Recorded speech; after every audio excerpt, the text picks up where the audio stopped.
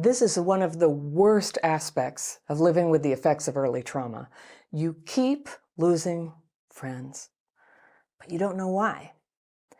And if you were abused and neglected in childhood, I can almost guarantee that you've had more than your share of ruined friendships. And that's what trauma in childhood so often does to us. Long term, it injures our ability to connect with other people for several reasons. You've probably been aware for a long time that connection is hard for you sometimes. And this is a terrible way to go through life, robbed of the most important things that make life happy. Love, belonging, people being there for you, having a tribe. And here's the thing, if the connection wound is there, it doesn't tend to get better by itself. It needs to be healed. And I'm calling you out that if friendships are not working out for you, now is the time to change that. It's so important for your life that you do this. And I'm not talking about the friendships where you made a trauma-driven choice to pursue friendship with someone who was cold or cruel or hurtful to you. I'm talking about the good friendships that may have been ruined by your past trauma and the way it made you see things and say things and do things that hurt the other person. And I'm going to teach you here what that looks like and how you can heal that connection wound so that you can be your real self and have better friendships that last and grow deeper over time. So let's look at a few of the most common trauma-driven behaviors that hurt friendships. And let's start with the first and most obvious one and the most destructive one, and that is lashing out. What's happening when you do that is negative emotions, which are normal, get oversized in your mind and they come bursting out without a filter. Now, how many times have you expressed yourself and then within a minute or two had that strange feeling that maybe your anger was coming out too strong? It's the worst feeling. And part of this behavior is just learned. It could be what you witnessed growing up with parents who raged, but lashing out also has to do with how your brain and nervous system handle negative experiences, how they handle stress, even little stressors. When you feel criticized or judged or treated unfairly or left out, there can be this burst of brain activity. There are studies where they've used an MRI to see what goes on in the brain for people who had intensely stressful childhoods. What happens now when they get stressed? What you'll see on the MRI image is on the right front cortex where emotions happen, boom, it's off the charts. There's activity over there, lots of feeling. And at the same time, reduced activity over here in the left front cortex where reasoning is supposed to be happening. And that's what it feels like, right? People who don't have that trauma injury going on would have, like, both sides would be up some, I feel strongly, but I'm thinking a lot about what to do. And so they're thinking, this hurts, but let's put this in perspective. I should ask some questions and pause a little bit here to find out why this is happening and see if I can mitigate it a little bit. That is a healthy, non-traumatized response. And I want you to remember that because part of healing is learning to be aware of your reflexive, trauma-driven reaction and pause your response to it, what you say and do, so that you can be intentional in that moment. You can create your own good guidelines for better ways of responding when someone upsets you, not stuffing your feelings, but choosing your words and the timing of when you'll express yourself. It feels artificial at first, but there are so many reasons to practice this ability to pause and use care when your triggers are active. Because with childhood PTSD, you get hurt by something that a friend says. It's like a 5-alarm fire is in here. You get a surge of emotion and your instinct is to fight it, to make it stop or to run away or to, hide. It feels like the emotion is being caused by the other person in those moments. But in reality, your reaction, which is getting this huge surge of intensity from your trauma wound, is exaggerating reality for you. It's happening in here. So yes, people do and say hurtful things, but with childhood PTSD, something, this big feels like it's this big, and you're getting all the body signals, adrenaline, cortisol, a feeling of being gut punched or even panicked, and you're feeling it as if it's going on right now. So you're going into fight, flight, freeze, fawn mode. And when you lash out, that's the fight mode. And we all know how this feels to be on the receiving end. It hurts. It feels unreasonable, and it feels crazy making. And you want to protect yourself. So when you react like this, you'll get people pulling away from you. And in a moment, I'll teach you how to prevent that. All right, sometimes it's not overt anger that you're expressing. It's a negative emotion. It's usually anger or feeling threatened, but it's dressed up as concern. I'm concerned about you. I'm only saying this because I care, or I'm just speaking my truth. Do you ever say stuff like that? You say things that you think are just true or caring or clarifying statements, but your words are loaded. They're full of prickles, and it's because even though your childhood wounds stop you from seeing it in the moment, your words are loaded with hurt, and it's a hurt that's directed at the other person. What is it? It's the same criticism and judgment and unjust feeling that sets off your triggers. So before you even know what you're doing, your brain is like, you hurt me, I hurt you right back. And your traumatized brain thinks that it's protected you, but it's totally messing everything up. It's actually, triggering the other person. Don't confuse lashing out with setting boundaries. Good boundaries keep you out of situations you resent in the first place, not 100% of the time. Boundaries are good. It's not lashing out. It's often why we lash out is we didn't honor our own boundaries, and now we feel defenseless.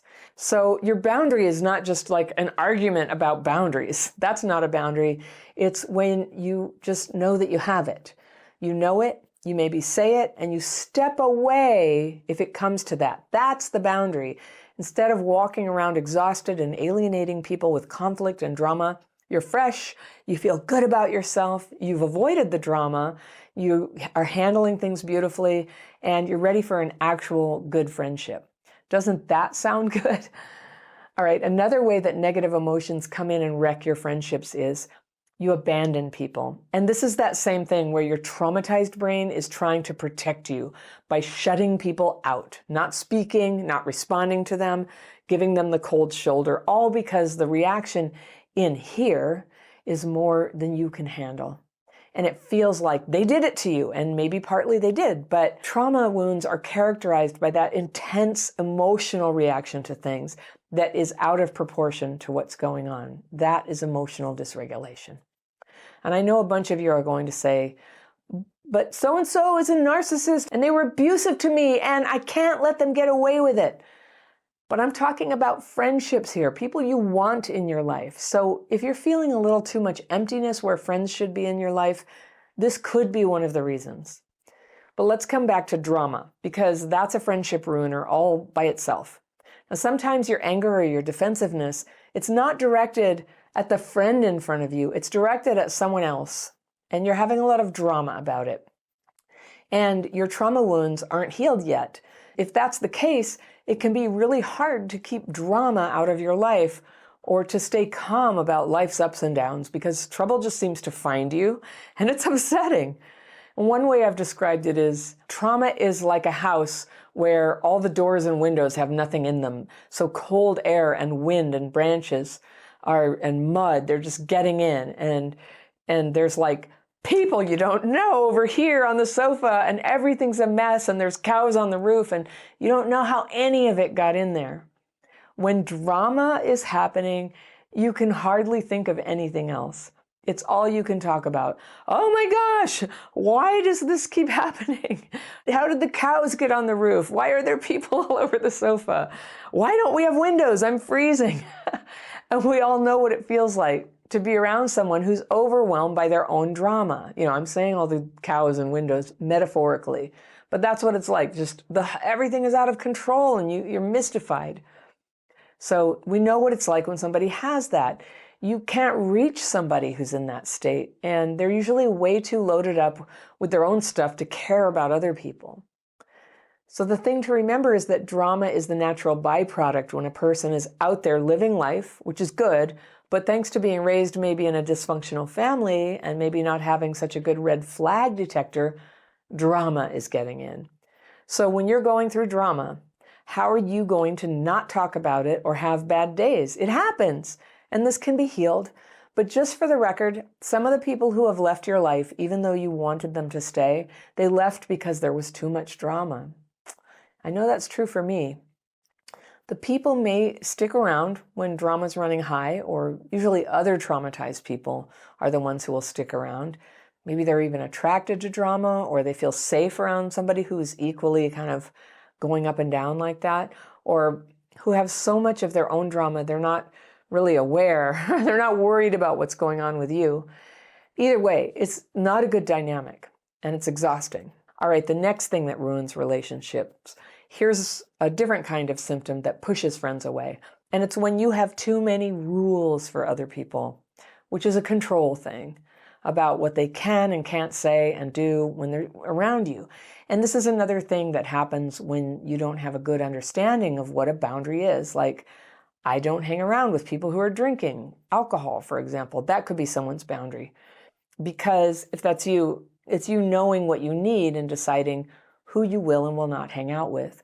But if your boundary is confused, or you don't have the power to communicate it well, or you're with someone who wants a drink more than they want your company, you may find yourself trying to control another person's drinking, arguing with them about it, trying to legislate the he said, she said story of how you got here. Getting triggered, which, who are we kidding, can happen to everybody with childhood trauma when they're under stress. But getting triggered will often drag you into that argument, trying to control someone else rather than respect your own boundary of like, yeah, I choose not to be around this. You know what that means? That means you either decide to accept the situation for that evening, or you get up and you take your leave. You can decide later if this is a friendship that you want to keep, but staying calm and collected in the moment, no lashing out, no shaming the person, no drama, no attempts to control them. You're like flowing water, just peaceful, flexible, powerful, just navigating around, strong. And this leaves your choices about the future much more open. You may not like everything about your friends, but there's often room to have your boundaries and let them be their wonderful selves. Sometimes not. But having that ability to be flexible with people, that's really what healing looks like. The freedom to set boundaries or to avoid people if that's our choice, but the freedom to be flexible and kind under different circumstances. We want that range of choices in front of us, and then to choose, to have the presence of mind to choose well. So what can you do to contain your trauma symptoms while your healing is still in progress and still open up your life to better and better friendships? The first and best thing you can do is to learn to calm your triggers from the inside out, rather than trying to make other people protect you from getting triggered or being hard on people when you do get triggered. It's not your fault you have trauma, but it's not their fault either. So the power to change things is actually here in your own brain and emotions and thinking. That's where change is possible, even if it's not instant or easy right now. But you absolutely have the power in any moment, any interaction, to pause and soften down and listen and be attentive to what's going on, so that your negative emotions can be over here and your friend's feelings can be over here, and you can decide if you're going to communicate those emotions. If there's something you need to communicate or express anger about or set a boundary around, it can usually wait a minute or two. That little cushion of time between trigger and reaction is your friend. And it helps too to keep your focus on the values and behaviors that you're trying to hold for yourself or grow into. And maybe it's kindness, maybe it's a more accepting attitude, maybe it's encouragement for other people, maybe it's to stop hanging out with people like this. But there's this little moment of time where sometimes you'll be able to realize that you want to step away. And no, you don't have to criticize them or judge them on your way out the door. They get to be them, and you get to be you, even if being you means not being in that friendship. Now, having the wounds from abuse and neglect in childhood can mean that on some days, or for an hour here and there, you might get very stuck in your negative emotions and thinking. And this is one big way that we might be pushing friends away. There's a time to talk with friends about it, but there's a way that the intensity of traumatized thinking can make you talk a little too much maybe about it. good friends need your time and attention too. So force yourself, if you have to give them the floor sometimes. Everybody needs a safe way to express what's bothering them. And a good way to do that before you start venting onto another person is to funnel those thoughts and feelings out of your mind and onto paper. Maybe you're a journaler. I use a technique that's been much more effective for me to get the most of the negative emotions and thoughts resolved with just this little bit left afterwards, after I do the exercise. It'll sort of clean up a head full of worry and anger into a few more tidy issues that are so much easier to express to someone, that's hearable for them. You know, when it's not like a million things, when it's like 3 things that you want to talk to your friend about, they're more likely to be able to hear it and respond to it favorably. And then it's not loaded up with all my darkest fears and resentments. It's something they can respond to. And I teach that technique in a free course that I call the Daily Practice. Hundreds of thousands of people have taken it, and I lead free Zoom calls. My team also, we have them every week. And if you take the course and learn the technique, you'll be invited. You'll get an email to tell you when they are, and you can come join us.